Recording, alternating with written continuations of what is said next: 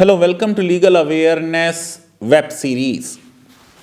Allahabad high court के justice Shekhar Yadav ने 12 page का ऑर्डर लिखा है बेल डिनाई करते हुए हिंदी में। बहुत सी बातें उसमें कही हैं, जैसे कहा कि काऊ प्रोटेक्शन हिंदूज का मौलिक अधिकार बनाया जाए, गाय को राष्ट्रीय पशु डिक्लेयर किया जाए, और कई चीजें उन्होंने इस मामले में भारत की इतिहास से, हिंदू माइथोलॉजी से ली हैं, जिनके बारे में बात करनी जरूरी है।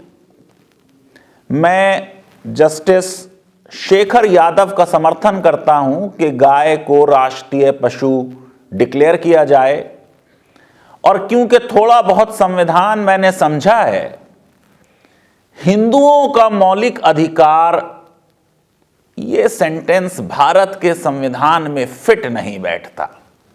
इसके बारे में कुछ बात होगी।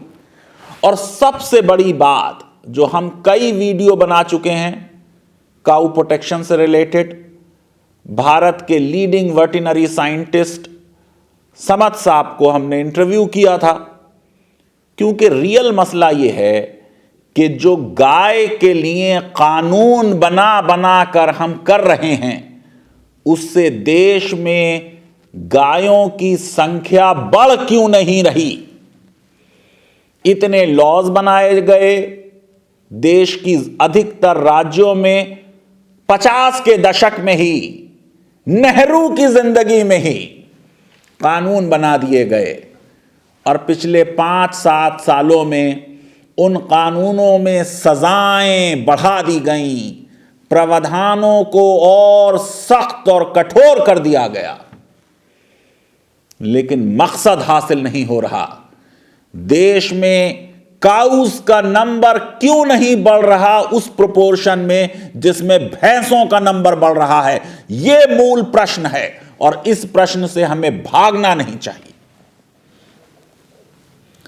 अच्छी बात कही जस्टिस शेखर यादव ने कि हम जानते हैं कि किसी देश की अगर सभ्यता और उसका फेथ,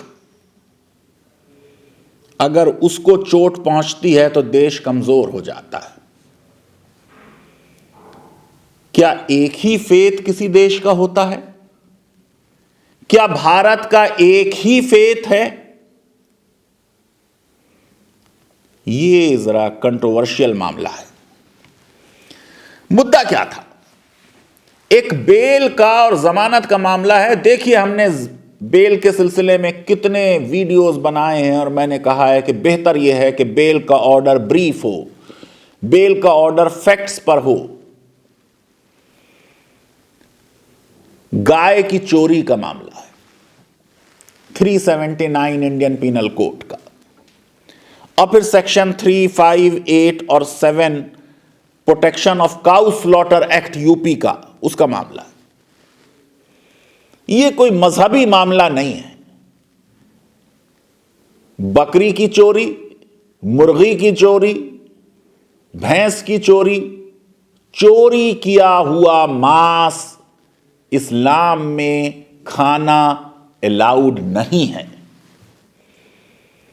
यह कोई रिलीजियस सेंटिमेंट्स को हर्ट करने के मकसद से किया मामला नहीं लगता, बल्कि एक गुंडागर्दी और लॉलेसनेस के जो हालात हैं उनकी तरफ इशारा है कि हम जहां उत्तम प्रदेश यूपी को कह रहे हैं, उसमें लोगों की गाय रात में कोई चुरा ले जाता है और उसे काट देता है। कई लोगों के खिलाफ, छोटे, जावेद, शुएब, अरकान, रेहान और 2-3 और लोग, टीकाराम सिंह, इसमें इन्वॉल्व थे। एक्यूज की तरफ से यह आर्गू किया गया कि भाई वो मौका वारदात पे नहीं था, उसके पास से गाय का कटा होना रिकवर नहीं हुआ। जज साहब ने कहा इसको बेल नहीं मिलनी चाहिए, ये पहले भी कुछ इस तरीके के क्राइम कर चुका है। वो बात ठीक है।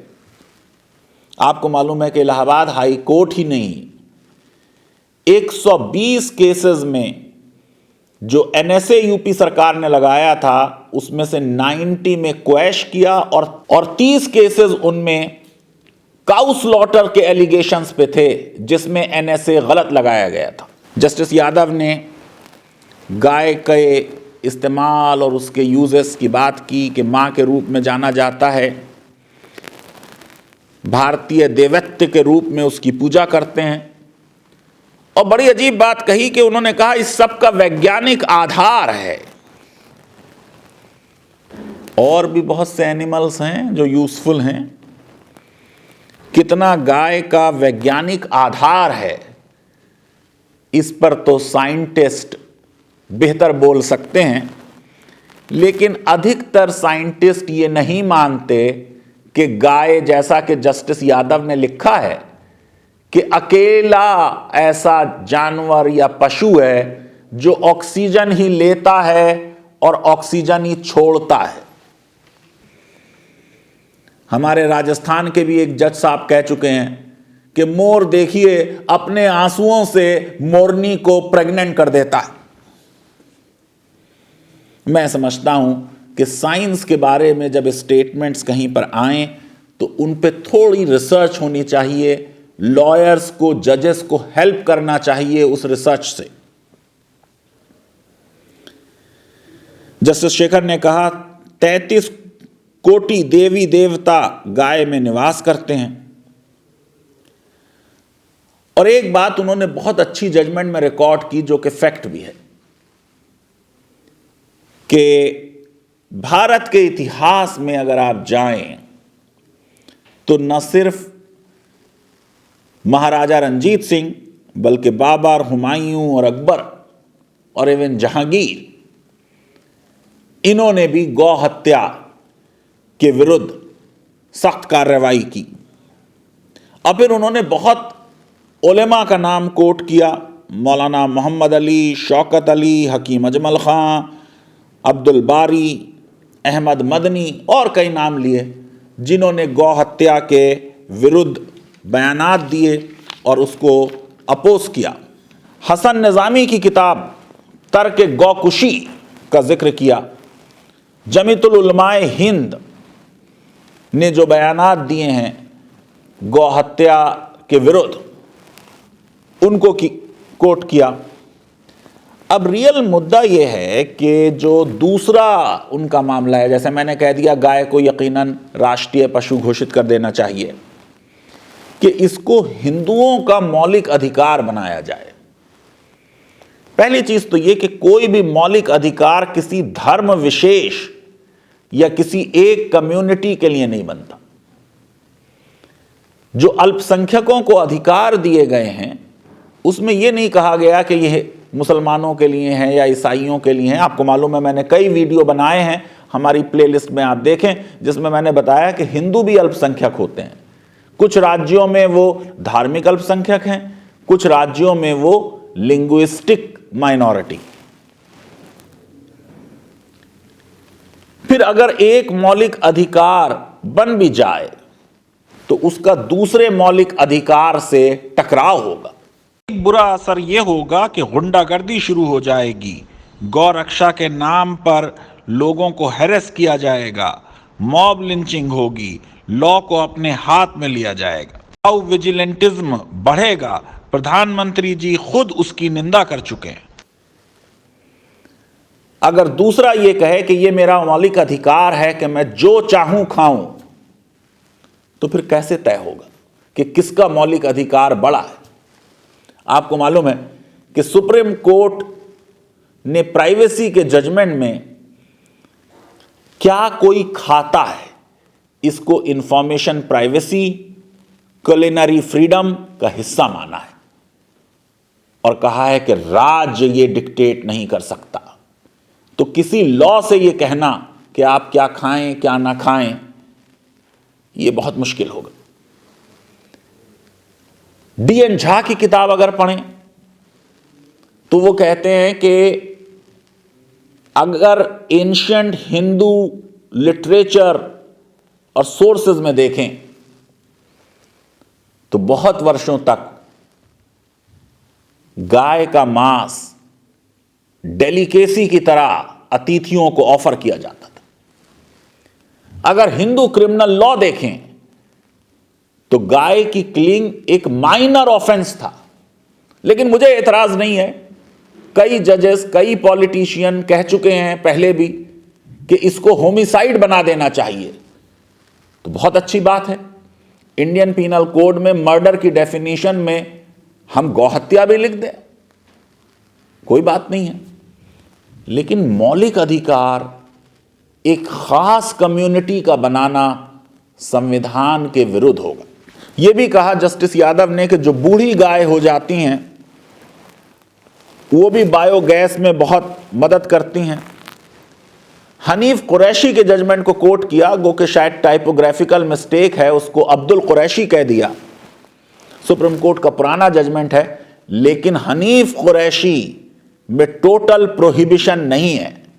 हनीफ कुरैशी ये कह रहा है कि जब बूढ़ी हो जाएं एनिमल तब उनका स्लॉटर पॉसिबल है।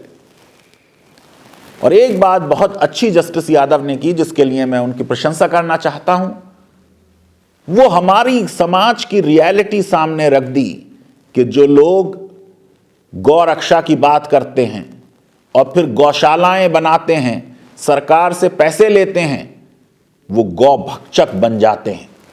उन्होंने सरकारी गौशालाओं का भी जिक्र किया और प्राइवेट गौशालाओं का भी जिक्र किया, जहां पे कितनी गाय भूख से मर गई। छत्तीसगढ़ की आप तस्वीर देखें गौशाला की, कितनी गाय मर गई। यूपी में भी इस तरीके के मामलात हैं। जस्टिस यादव ने कहा जब गाय का कल्याण होगा तभी देश का कल्याण होगा। अब आइए रियलिटी क्या है। ये अच्छी बातें लगती हैं। काऊ प्रोटेक्शन में हम पॉलिटिक्स करते हैं, वोटों की राजनीति करते हैं। गायों के रियल संरक्षण में हमारा इंटरेस्ट नहीं है। जब आरटीआई कर भारत सरकार के डिपार्टमेंट ऑफ एनिमल हस्बेंड्री से पूछा जाता है कि बताइए ये 2002 में जो नेशनल कैपिटल कमीशन बना था, जिसकी अध्यक्षता जस्टिस गुमन लाल लोधा ने की थी, जो जनसंघ के सदस्य रहे, बीजेपी के एमपी रहे, जिन्होंने कहा गाय का गोबर कोहिनूर से भी ज्यादा कीमती है, और उसको सुप्रीम कोर्ट ने कोट कर दिया इस ऑब्जर्वेशन। इसका कॉन्स्टिट्यूशन कैसा हुआ, इसकी कितनी मीटिंग्स हुई, इस पर क्या फॉलो अप हुआ, इसकी रिपोर्ट पार्लियामेंट में कब रखी गई, कोई इंफॉर्मेशन नहीं दे पाई भारत सरकार। कर्नाटका में भी अभी लॉ बना, उनके बारे में भी पूछा गया कि भाई क्या आपके सामने रिसर्च हुई, क्या मीटिंग हुई, क्या चर्चा हुई, क्या ऐसी चीज सामने आई जिससे यह लगा कि इस लॉ में अमेंडमेंट और संशोधन होना चाहिए। तो कुछ नहीं बता पाए। कर्नाटका में 2012 में जो लाइव स्टॉक सेंसस हुई उस पर 1119 लाख रुपीस खर्च हुए।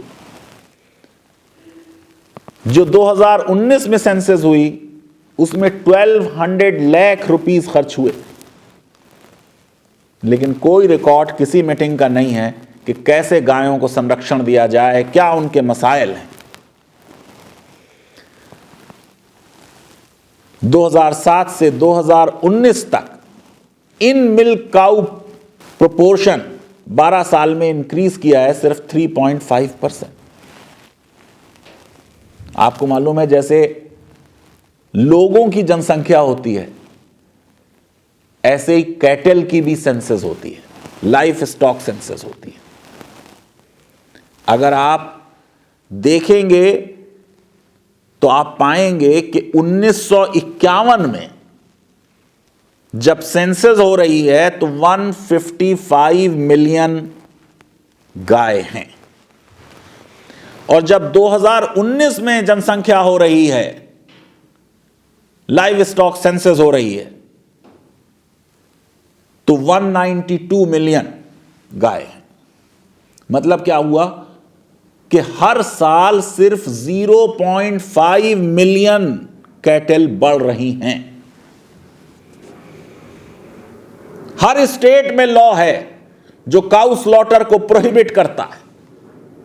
बीजेपी रूल्ड स्टेट्स में कानून को 7 सालों में सख्त कर दिया गया, कहीं 10 साल की सजा, कहीं 7 साल की सजा। ट्रांसपोर्टेशन, ट्रेड, हर चीज रेगुलेटेड है,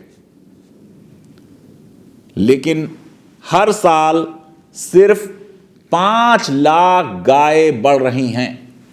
155 मिलियन 51 में, 192 मिलियन 2019 में। भैंसों का क्या मामला है? कोई रोक टोक नहीं है। कुछ राज्यों में अब रोक टोक लाने की कोशिश की जा रही है भैंस के बारे में भी। 1951 में 43 मिलियन भैंसें थीं, 2009 में 109 मिलियन हो गई, यानी हर साल 1 मिलियन 10 लाख भैंसें बढ़ रही हैं, डबल हो रही हैं गायों के मुकाबले। 150% भैंसों की पॉपुलेशन बढ़ रही है, और यह तब हो रहा है जब 40% से ज्यादा भैंसें हर साल स्लॉटर कर दी जाती, और रिप्लेसमेंट, हर्ड रिप्लेसमेंट जो होता है नई भैंस का, वो 5 से 6 साल लेता है। इसका मतलब क्या है कि cow protection law total failure हैं गाय को संरक्षण देने में, गायों की जनसंख्या बढ़ाने में। भैंसों के बारे में लॉ नहीं, 40% से ज्यादा भैंसें स्लॉटर कर दी जा रही हैं। आपको मालूम है कि भारत विश्व का एक बड़ा एक्सपोर्टर है बीफ का, ब्राजील के बाद हमारा नाम है।